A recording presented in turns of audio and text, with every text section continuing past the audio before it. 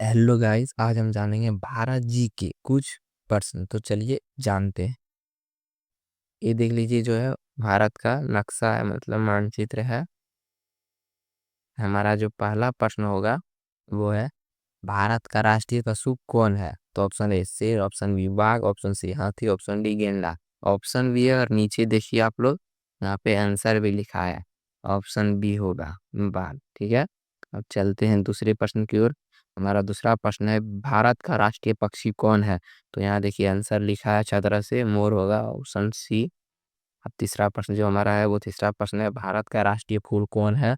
तो option C होगा कमल। चौथा प्रश्न की ओर चलते हैं।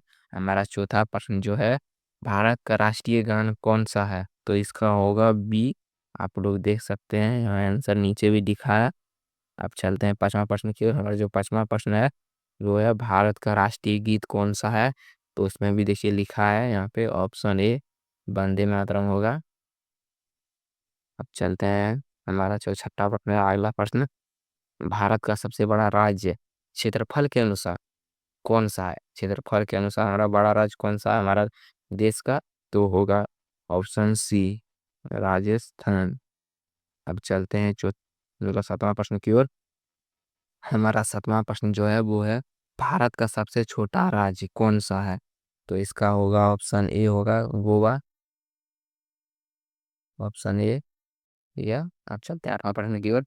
हमारा आठवां प्रश्न जो है वो, भारत की सबसे लंबी नदी कौन सी है? सबसे लंबा नदी जो है हम लोग का क्या है? वो है ऑप्शन ए गंगा।